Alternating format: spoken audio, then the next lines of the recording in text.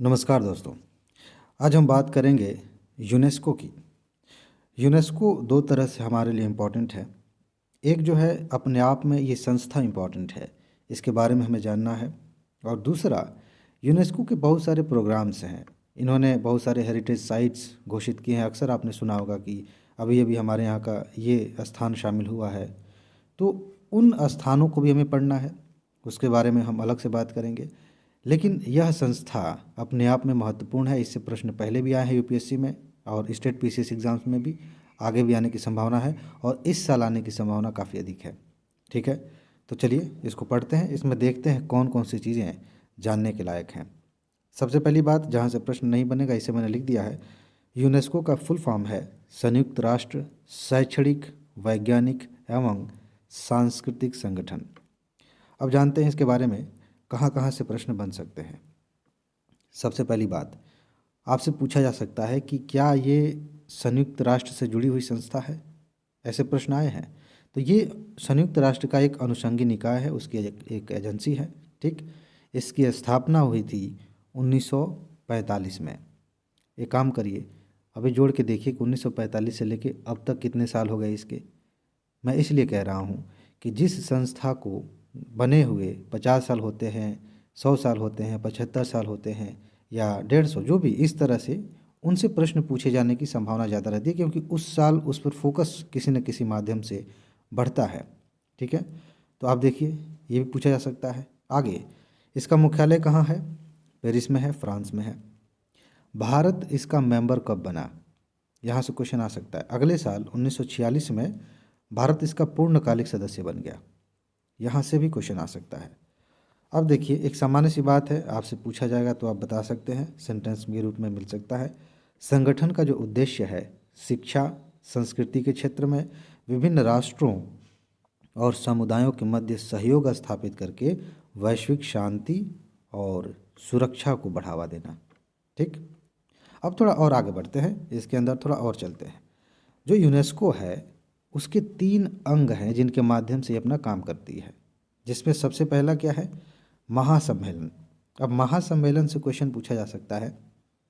इसमें जो सदस्य होते हैं, मतलब यूनेस्को में जितने सदस्य हैं उन देशों के सदस्य, मतलब देश ही तो सदस्य हैं, उनके एक एक प्रतिनिधि इसमें शामिल होते हैं। किसमें? महासम्मेलन में। और अगली बात, जो बैठक होती है महासम्मेलन की, वो वर्ष में 2 वर्ष में एक बार होती है। यहाँ से क्वेश्चन बन सकता है, ट्रिक बनाया जा सकता है कि वार्षिक होता है या 3 वर्ष पे, 4 वर्ष पे। ध्यान दीजिए, द्विवार्षिक है, यानी कि 2 वर्ष में एक बार इसकी बैठक होती है महासम्मेलन की। लेकिन यहाँ से प्रश्न बनने की संभावना उससे भी ज़्यादा है। ऐसे प्रश्न बने हैं कि जो कार्यकलाप है यूनेस्को का वो किन भाषाओं में होता है। ये तो पूरी दुनिया में काम कर रही है, लेकिन किन भाषाओं में इनका काम होता है? देख लीजिए, अरबी, चीनी, अंग्रेजी, रशियन और स्पेनिश, इन भाषाओं में इनका काम होता है। ऐसे ही संयुक्त राष्ट्र में भी आपसे पूछा जा सकता है कि संयुक्त राष्ट्र में किन भाषाओं में काम होता है।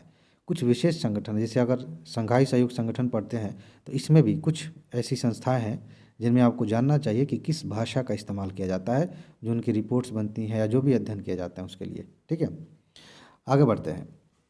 इसका जो दूसरा अंग है वो है कार्यकारी बोर्ड। अब कार्यकारी बोर्ड के बारे में क्या जानने वाली बात है? इसमें तो 58 सदस्य होते हैं और इनका चुनाव महासम्मेलन के द्वारा होता है, अभी जिसके बारे में हमने पढ़ा, जिसमें एक एक सबके मेंबर होते हैं। तो उनमें से 58 लोगों को चुना जाएगा, महासम्मेलन चुनेगी और 4 साल के लिए चुना जाता है। कार्यकारी बोर्ड का गठन 4 साल के लिए होता है। ठीक है, आगे बढ़ते हैं। बोर्ड महासम्मेलन के निर्णय को क्रियान्वित करता है। ऐसे यूपीएससी मान लेते हैं, पूछ ले कि यूनेस्को के कार्यों का क्रियान्वयन, उसके फैसलों का क्रियान्वयन महासम्मेलन के द्वारा होता है, तो वो गलत हो जाएगा, क्योंकि ये काम जो है बोर्ड का है, कार्यकारी बोर्ड का है। ठीक, एक प्रश्न यहाँ से बन सकता है। बोर्ड की जो बैठक है वो साल में 2 बार होती है। अभी हमने क्या देखा? महासम्मेलन 2 साल में एक बार और ये साल में 2 बार, यानी कि 6 महीने पे एक बार। ठीक, अब तीसरा जो इसका अंग है वो है सचिवालय। सचिवालय के बारे में क्या जानना है? सचिवालय में एक महानिदेशक होते हैं, उन्हीं के अधीन सचिवालय काम करता है। ठीक है, महानिदेशक के अधीन सचिवालय संगठन के दिन प्रतिदिन के कार्यों का संचालन और संपूर्ण संगठन का प्रबंधन करता है। यहाँ भी एक ट्रिक है। अगर कहा जाए कि दिन प्रतिदिन के कार्यों का संचालन कौन करता है और वहाँ महासम्मेलन या कार्यकारी बोर्ड ये कोई शब्द दे दिया जाए तो गलत हो जाएगा। ये काम सचिवालय का है, ठीक। और महानिदेशक जो हैं इनके, उनका चुनाव कौन करता है? उनका चुनाव भी महासम्मेलन के द्वारा होता है, जिसमें सारे मेंबर्स होते हैं, हर देश का एक आदमी, एक व्यक्ति शामिल होता है, ठीक है। और 4 वर्ष की अवधि के लिए सचिवालय का गठन होता है, ठीक। चलिए आगे बढ़ते हैं। सॉरी, सचिवालय का नहीं, ये महानिदेशक को 4 वर्ष के लिए चुना जाता है।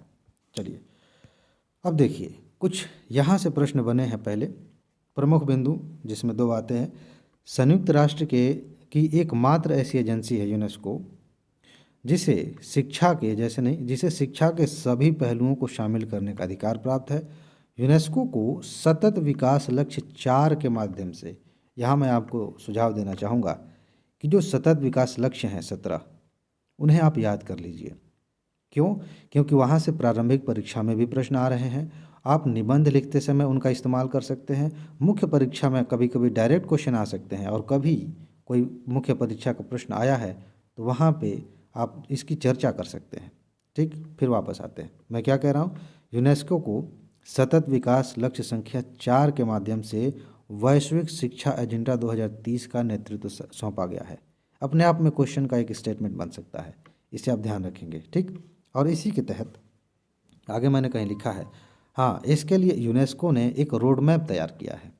किसके लिए? वैश्विक शिक्षा के लिए। और एक इंचियोन घोषणा को भी अपनाया है। आपसे सीधा पूछा जा सकता है कि इंचियोन घोषणा क्या है, इसका संबंध किससे है। इस तरह के प्रश्न यूपीएससी ने कई बार पूछे हैं, लगातार पूछती है कि एक कोई शब्द दे दिया जाए, कोई घोषणा दे दी जाए और पूछ लिया जाता है कि इसका संबंध किससे है या यह क्या है, ठीक है। चलिए आगे बढ़ते हैं। आपको पता है कि लगभग हर साल यूपीएससी एक रिपोर्ट पर भी प्रश्न पूछती है। देख लीजिए कि यूनेस्को के द्वारा कौन कौन सी प्रमुख रिपोर्ट्स जारी की जाती हैं। यहाँ 4 मैंने लिखी हैं, इसके अलावा भी और भी हैं। एक मैं वीडियो बनाऊंगा जिसमें सिर्फ रिपोर्ट्स की बात होगी, ठीक है, बहुत मज़ा आएगा। तो एक रिपोर्ट है विश्व जल विकास रिपोर्ट, दूसरा है ग्लोबल एजुकेशनल मॉनिटरिंग रिपोर्ट, और तीसरा है मैकब्राइड रिपोर्ट 1980 मीडिया से संबंधित, और चौथा है India state of education report, ठीक। कुछ कार्यक्रम हैं इनके, जहाँ से मैंने शुरू में बात की, जहाँ से प्रश्न आते हैं। विश्व विरासत सूची, इन्होंने एक सूची बनाई है जिसमें पर्यावरण और संस्कृति से संबंधित विरासत को शामिल किया जाता है। इसके अलावा मानव एवं जीवमंडल कार्यक्रम मैब, हमारे यहाँ बायोस्फीयर रिजर्व्स हैं। प्रश्न पूछा जाता है कि हमारे यहाँ जो 18 बायोस्फीयर रिजर्व्स हैं उनमें से कितनों को मैब प्रोग्राम में शामिल किया गया है, या उनमें से किसी एक को लेकर के प्रश्न पूछा जा सकता है कि नीलगिरी बायोस्फीयर रिजर्व के बारे में कुछ पूछा गया है, कई बार पूछा गया, तो इस तरह से भी इम्पोर्टेंट है। आगे इनका एक और प्रोग्राम है, international geo science and world geo park program है। इसके अलावा अंतर्राष्ट्रीय हाइड्रोलॉजिकल कार्यक्रम ये चलाते हैं, मतलब यूनेस्को के जरिए चलता है। साथ ही साथ वैश्विक जल आकलन कार्यक्रम भी यूनेस्को के तहत चल रहा है। यहाँ से क्वेश्चन आ सकते हैं, बहुत ज़्यादा इंपॉर्टेंट है। ये तो एक संकेत है, यहाँ से अपने आप में क्वेश्चन आ सकते हैं। मान लीजिए प्रश्न पूछा गया कि यूनेस्को के द्वारा कौन कौन से कार्यक्रम चलाए जाते हैं, और वहाँ पे ये ऑप्शंस आपको दिख सकते हैं। इसके अलावा आपको इस पर एक प्रश्न बन सकता है, मैप प्रोग्राम पे विश्व विरासत सूची के किसी एक विरासत स्थल को लिया जा सकता है। और ख़ास तौर से आप यूपीएससी के प्रश्न देखें तो भारत में कौन कौन से विरासत स्थल शामिल हैं, वहाँ से क्वेश्चन आते हैं, उन्हें अच्छे से हम तैयार करेंगे, ठीक है। तो इसे आप ध्यान में रखेंगे। और कुछ पुरस्कार भी यूनेस्को के द्वारा दिए जाते हैं, जिनमें से 2 मैंने यहाँ लिखे हैं, इंपॉर्टेंट है। एक है यूनेस्को मदनजीत सिंह पुरस्कार, यह जुड़ा हुआ है सहिष्णुता और अहिंसा से संबंधित। इस फील्ड में कोई काम करता है, कोई व्यक्ति, संस्था, तो उनको यूनेस्को के द्वारा ये पुरस्कार मिलता है। इसके अलावा यूनेस्को कलिंग पुरस्कार दिया जाता है, किस क्षेत्र में? विज्ञान के प्रसार के लिए दिया जाता है, ठीक है जी। तो ये रहे वो टॉपिक्स, वो पॉइंट्स यूनेस्को के तहत जिन्हें हमें तैयार कर लेना है, अच्छे से समझ लेना है, याद कर लेना है। इसकी पीडीएफ आपको मिलेगी। अगर आप सिर्फ यूपीएससी की तैयारी कर रहे हैं तो इसकी पीडीएफ मई तक आपको मिल जाएगी। अगर आप यूपी पीसीएस की भी तैयारी कर रहे हैं तो वो तो मैं अभी से आपको व्हाट्सएप ग्रुप में देता हूँ। ठीक है जी। तो आगे अगले पॉइंट में मिलते हैं अगले टॉपिक के साथ। अपना ख्याल रखिए, खुश रहिए। नमस्कार।